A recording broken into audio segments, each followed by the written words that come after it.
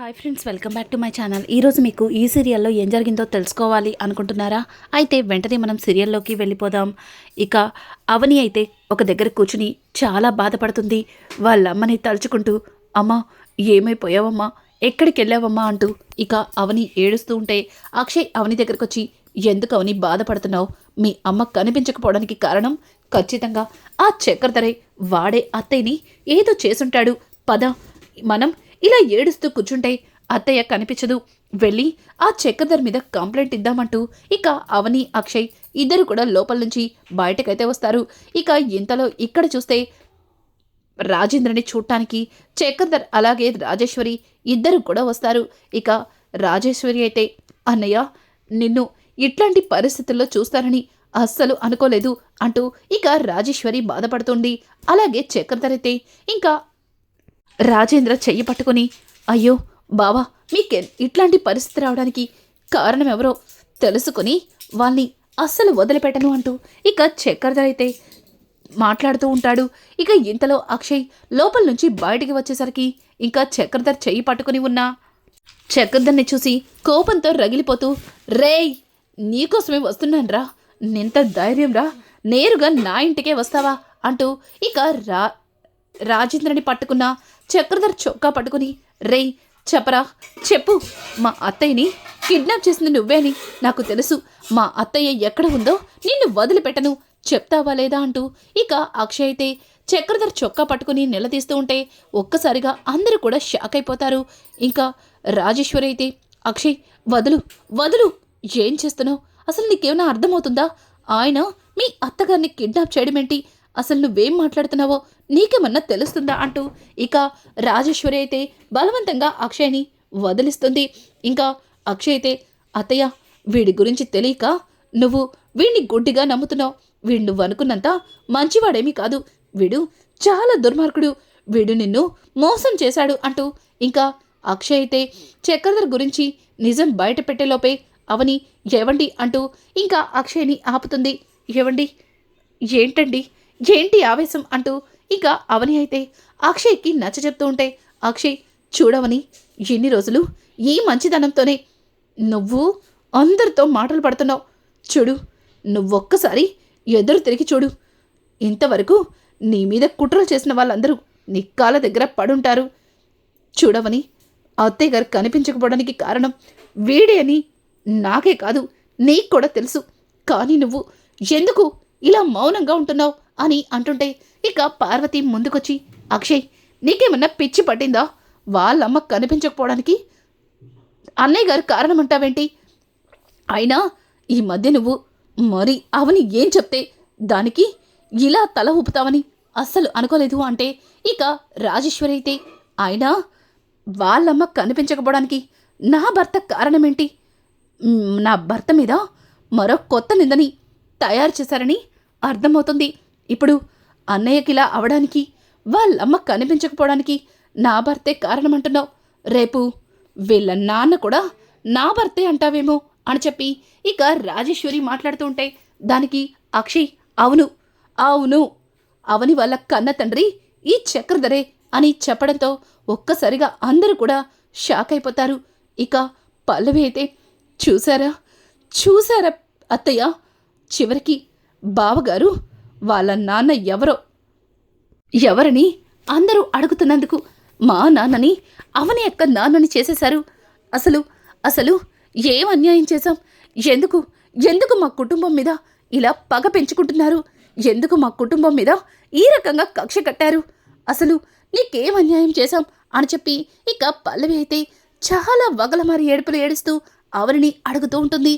అవని, చూడు, ఆయన చెప్పింది నిజం, నా కన్న తండ్రి ఈ చక్రధరే అని చెప్పి అవని చెబుతూ ఉంటే ఇంకా రాజేశ్వరి అయితే కోపాన్ని తట్టుకోలేక అవని చెంప పగల కొడుతుంది.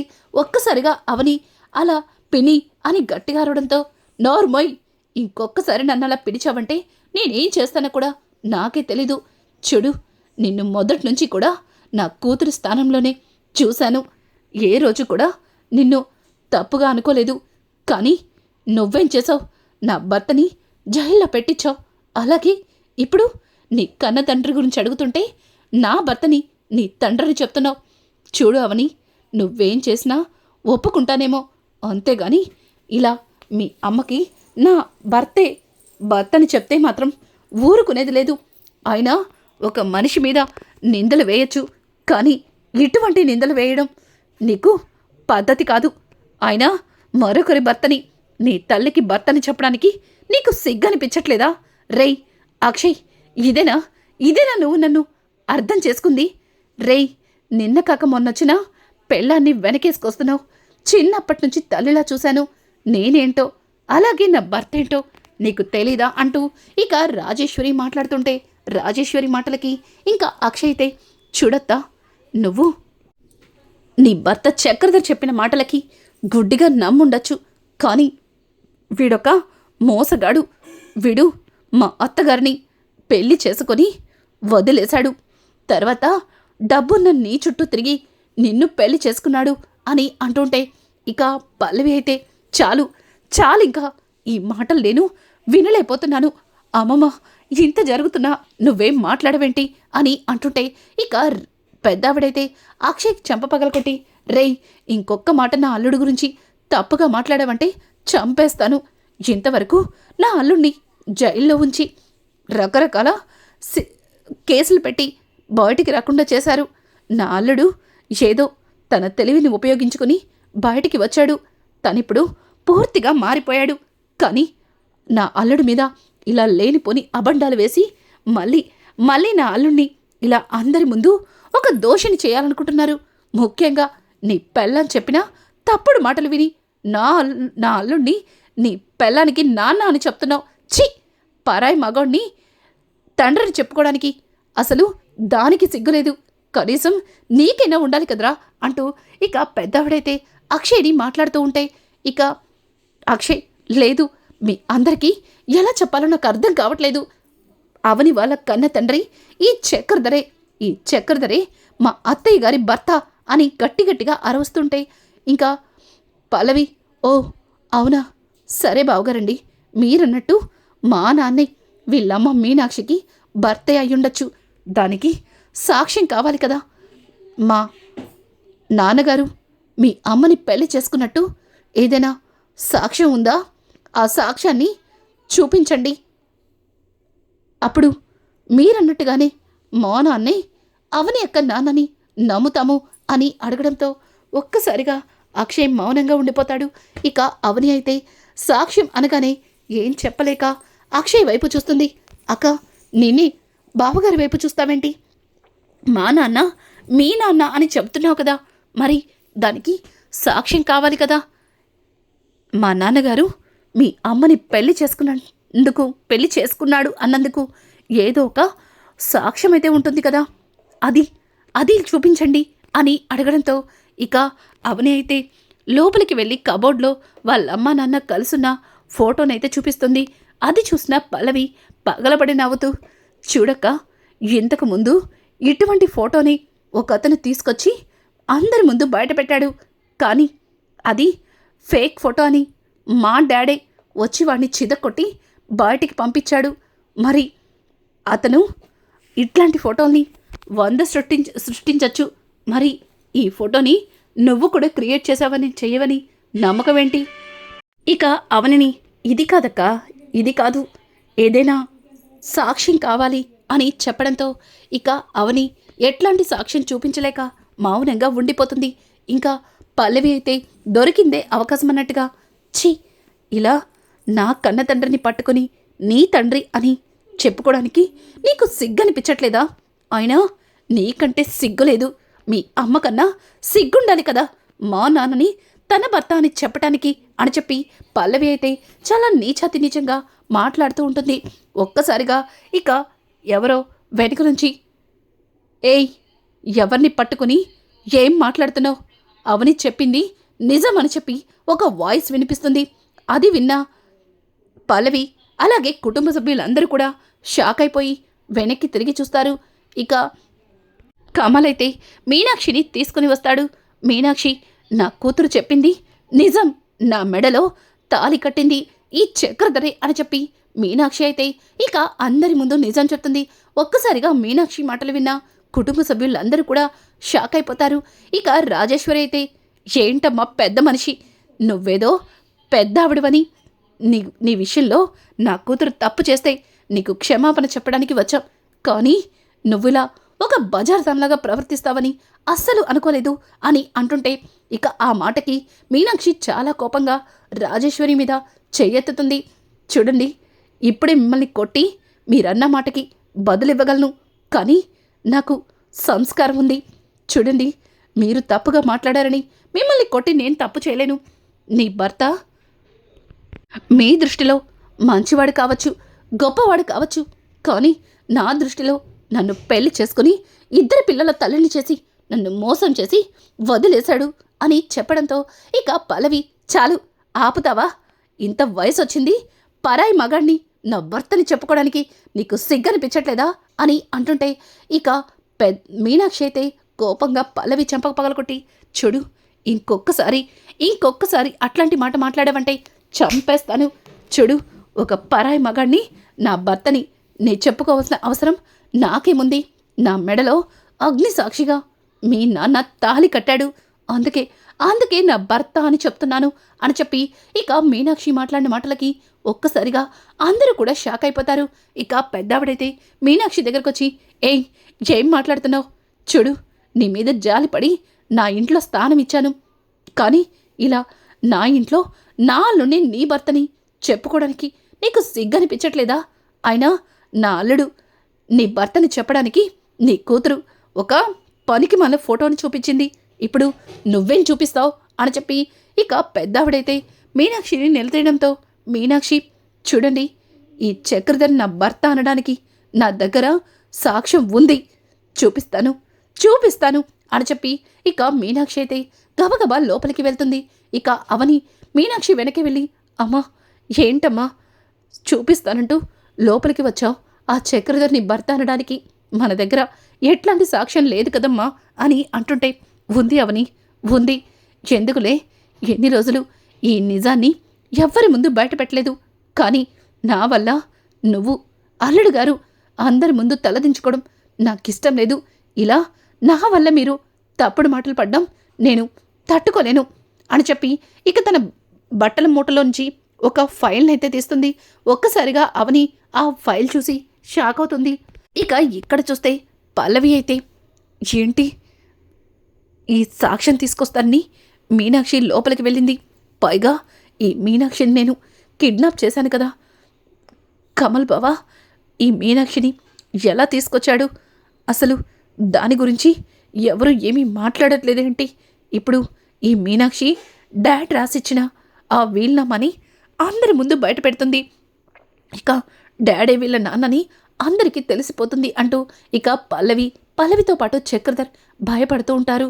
ఇక మీనాక్షి అయితే లోపల నుంచి ఫైల్ తీసుకొచ్చి ఇక అందరి ముందు చూపిస్తుంది. ఒక్కసారిగా చక్రధర్ ఆ ఫైల్ని చూసి భయపడుతూ, ఇప్పుడు ఆ ఫైల్ని బయట పెడితే ఖచ్చితంగా రాజేశ్వరి నన్ను జీవితంలో క్షమించదు, అలాగే బయట సొసైటీలో నా పరువు మొత్తం పోతుంది, ఇప్పుడు నేనేం చేయాలి అన్నట్టుగా చక్రధర్ కూడా చాలా టెన్షన్ పడతాడు. ఇక అక్షయ్ అయితే, అత్తయ్య అదేంటి అని అంటుంటే, మీరందరూ ఈ చక్రధర్ నా భర్త కాదని అంటున్నారు కదా, తను నా భర్త కానప్పుడు తన ఏవదాస్తి నా పిల్లలకి చెందేలాగా ఎందుకు వీల్నామా రాస్తాడు అని అడగడంతో ఒక్కసారిగా అందరూ షాక్ అయిపోతారు. ఇక రాజేశ్వరి అయితే, ఏం మాట్లాడుతున్నావు? ఆయన యావదాస్తిని నీ పిల్లలకి చెందేలా రాస్తాడా అని అంటుంటే, ఇక అక్కడే ఉన్న పల్లవి, ఓ అయితే ఈ రకంగా ప్లాన్ చేశారనమాట, మావయ్య గారితో తెలివిగా ఆస్తిలో సగం వాటాని రాయించుకున్నావు, అలాగే మా డాడ్ని బ్లాక్మెయిల్ చేసి ఆస్తి మొత్తాన్ని నీ పిల్లల పేరు మీద రాయించుకునేలాగా నీ కూతురే చేస్తుంటుంది అంటూ పల్లవి మాట్లాడుతూ ఉంటే, ఇక పల్లవి మాటలకి మీనాక్షిని సమాధానం చెప్తుంది. చూడు, నువ్వు ఎన్ని మాట్లాడినా తట్టుకున్నాను, కానీ పదే పదే నా పిల్లల్ని తప్పుగా మాట్లాడితే మాత్రం చూస్తూ ఊరుకోను. చూడు, నా కూతురు మీ నాన్నని బెదిరించి మీ ఏవదాస్తిని నా పిల్లల పేరు మీద రాయించింది అనుకో, తండ్రి స్థానంలో మీ నాన్న ఎందుకు సంతకం పెట్టాడు? పైగా ఈ వీల్నామా ఇప్పుడు కాదు, ఇది రాసి కూడా దగ్గర 30 సంవత్సరాలవుతుంది. అంటే 30 సంవత్సరాల క్రితమే అవని మీ నాన్నని బ్లాక్మెయిల్ చేసి రాయించిందా అని చెప్పి మీనాక్షి క్వశ్చన్ చేసి అడగడంతో ఒక్కసారిగా అందరూ కూడా షాక్ అయిపోతారు. ఇక ఇంతలో ఇన్స్పెక్టర్ అభి అయితే చాలా కంగారుగా అక్కడికైతే వస్తాడు. ఇక అభిరామ్ అయితే కమల్ని చూసి, కమల్ వెరీ గుడ్, నువ్వు చాలా తెలివిగా మీనాక్షి గారిని కాపాడావు. చూడు, మీనాక్షి గారిని ఎవరు కిడ్నాప్ చేశారో తెలుసుకున్నాను. అక్షయ్ మీనాక్షి గారిని కిడ్నాప్ చేసింది, అలాగే మీ నాన్నగారిని మేడ మీద నుంచి కింద పడేలా చేసింది, కింద తోసేసింది ఎవరో కాదు, పల్లవినే అని చెప్పడంతో ఒక్కసారిగా పల్లవికి గుండాగినంత పనవుతుంది. ఇక పార్వతి అయితే ఏం జరుగుతుంది ఇక్కడ? నువ్వు ఆయన్ని చంపాలని చూసావా అని చెప్పి ఇక పార్వతి అయితే పల్లవిని అడుగుతుంటే పల్లవికి ఒళ్ళంతా చెమటలు పడుతుంది. ఇక అభిరామ్ అయితే కావాలంటే మీరే చూడండి అని తన దగ్గర ఉన్న పెన్ డ్రైవ్ని టీవీలో ప్లే చేయడంతో ఒక్కసారిగా టీవీలో వస్తున్న వీడియో చూసి అందరూ షాక్ అవుతారు. ఇక పల్లవి అయితే ఏం మాట్లాడాలో తెలియక తెగ భయపడుతూ ఉంటుంది. అదంతా చూసిన కమల్ కోపాన్ని తట్టుకోలేక పల్లవి జుట్టు పట్టుకుని తన 2 చెంపలు పగల కొడతాడు. చూడు, ఇన్ని రోజులు నువ్వేం చేసినా సరే చూసి చూడనట్టుగా వదిలేశాను, కానీ నువ్వు మా నాన్నని చంపాలనుకున్నావు, అలాగే వదిన వాళ్ళ అమ్మని కిడ్నాప్ చేపించావు. ఇంకా నువ్వు ఏం చేయాలనుకుంటున్నావు? అయినా నిన్ను నలుగురిలో ఒక ఆడపిల్ల పెళ్ళి ఆగిపోతే అది ఎంత బాధగా ఉంటుందో అర్థం చేసుకుని నీ మెడలో తాళి కట్టమంటే కట్టాను. నువ్వు ఈ ఇంట్లో పగ తీర్చుకోవడానికి వస్తావా అసలు అని చెప్పి ఇక కమలైతే కోపాన్ని తట్టుకోలేక పల్లవిని బాగా కొడతాడు. ఆ తర్వాత పార్వతి కూడా ఉసై నిన్ను ఏ రోజు కూడా కోడలిగా చూడలేదు, కన్న కూతుర్లా చూశాను, నువ్వేం చెప్పినా గుడ్డిగా నమ్మాను, చివరికి నా భర్తని చంపాలనుకుంటావా? తండ్రుల్లాంటి వాణ్ణి మేడ మీద నుంచి తోసేయాలనుకుంటావా? అసలు నీకు ఏం అన్యాయం చేశాం అని చెప్పి ఇక పార్వతి అయితే పల్లవిని నిలదీస్తుంటే పెద్దావిడ మాత్రం కోపాన్ని తట్టుకోలేక పల్లవి చెంప పగలకొట్టి, వసై నువ్వు చేసిన తప్పులన్నింటికీ నిన్ను సమర్థించుకుంటూ నీ పక్కనే నిలబడి నిన్ను వెనకేసుకుంటూ వచ్చాను, కానీ నువ్వు నా కొడుకుని చంపాలనుకుంటావా? ఎందుకే ఇలా చేశావు? చూడు, నువ్వు నా కూతురువని, నువ్వు నా మనవరాలివని ఇంట్లో అందరికంటే నిన్నే ఎక్కువగా చూశాను, కానీ నువ్వు ఈరోజు నా కొడుకుని చంపాలని చూసావని తెలిసిన తర్వాత నీ మీద నాకు అసహ్యం వేస్తుంది అంటూ పెద్దావిడైతే పల్లవిని కొడుతుంది. ఇక రాజేశ్వరి అయితే చక్రధర్ని పట్టుకొని, చూడు, నువ్వు ఎన్నో తప్పులు చేశావు, ఎన్నో నేరాలు చేశావు, నువ్వు చేసిన తప్పులకి నా కూతుర్ని కూడా నీకులాగే తయారు చేస్తున్నావని ఎంతకన్నా బాధపడ్డాను, కానీ ఒక ఆడదాని జీవితాన్ని నాశనం చేసి నన్ను పెళ్లి చేసుకున్నావని తెలిసిన దగ్గర నుంచి తట్టుకోలేకపోతున్నాను. మీనాక్షి గారిని అన్యాయం చేసి నా మెడలో తాళి కట్టావా? అలాగే ఈ నిజాన్ని బయట పెడతానన్నా అన్నయ్యని చంపాలని ప్రయత్నించారా? అసలు ఏంటండి ఇదంతా అని చెప్పి ఇక రాజేశ్వరి అయితే చక్రధర్ని పట్టుకొని నిలదీస్తూ, ఇన్స్పెక్టర్, ఇట్లాంటి వాళ్ళు బయట తిరిగితే నా అన్న కుటుంబానికి చాలా ప్రమాదం, వీళ్ళని అరెస్ట్ చేయండి అని చెప్పి ఇక రాజేశ్వరి అయితే అవని దగ్గరకు వచ్చి, అమ్మ అవని, నీ విషయంలో నేను చాలా పెద్ద తప్పు చేశాను, వీళ్ళంటున్న మాటలు నిజమని నమ్మి నిన్ను ఎన్నో మాటలన్నాను, నన్ను క్షమించమ్మా అంటూ ఇక రాజేశ్వరి అయితే అవని 2 చేతులు పట్టుకుని క్షమాపణ అడుగుతుంది. అలాగే మీనాక్షి దగ్గరకు వచ్చి, మీకు నా మొహం చూపించాలంటేనే నాకు ఏదోలా ఉంది, మిమ్మల్ని నలుగురిలో పట్టుకుని మీ భర్త గురించి మీ గురించి తప్పుగా మాట్లాడాను, నా భర్తే మీ జీవితాన్ని నాశనం చేసి నలుగురిలో తలెత్తుకోకుండా చేశాడని తెలుసుకోలేకపోయాను, మీ విషయంలో నేను చాలా పెద్ద పొరపాటు చేశాను, నన్ను క్షమించండి అంటూ తన కాళ్ళ మీద పడబోతుంటే ఒక్కసారిగా మీనాక్షి, అయ్యో అలా వద్దండి అని చెప్పి పైకి లేపి ఇక ఏం మాట్లాడకుండా మౌనంగా ఉంటుంది. చూడండి, మీరు పెద్ద మనసు చేసుకుని నన్ను క్షమించుండొచ్చు, కానీ నేను మాత్రం క్షమించరాని తప్పు చేశాను అంటూ ఇక మీనాక్షి అయితే చాలా బాధపడుతుంది. పార్వతి కూడా మీనాక్షి దగ్గరకొచ్చి నన్ను క్షమించండి వదినా, మీరు ఎట్లాంటి పరిస్థితిలో ఉన్నారో అర్థం చేసుకోకుండా మిమ్మల్ని ఎన్నో మాటలు అన్నాను అంటూ ఇక పార్వతి కూడా మీనాక్షికి క్షమాపణ చెప్తుంది. ఇక పెద్దావిడైతే 2 చేతులు ఎత్తి దండం పెడుతుంటే అయ్యో మీరు పెద్దవారు అని అంటుంటే, చూడమ్మా, పెద్దదాన్నైనా సంస్కారాన్ని వదిలిపెట్టి నిన్ను తప్పుగా మాట్లాడాను.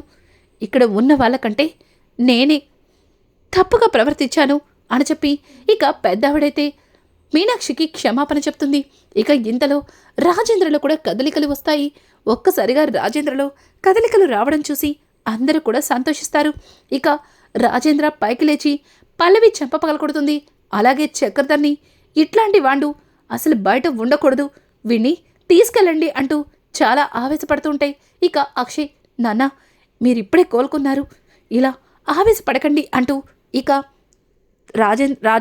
రాజేంద్రకి నచ్చ చెప్తూ ఉంటారు. ఇక ఇన్స్పెక్టర్ అభయ్ అయితే తన కానిస్టేబుల్స్తో చక్రధర్ని అలాగే పల్లవిని అయితే అరెస్ట్ చేస్తారు. రానున్న ఎపిసోడ్స్ మరింత ఇంట్రెస్టింగ్గా మారబోతున్నాయి. ఈ వీడియో మీకు నచ్చినట్టయితే లైక్ చేసి సబ్స్క్రైబ్ చేయడం మాత్రం మర్చిపోకండి. Thanks for watching.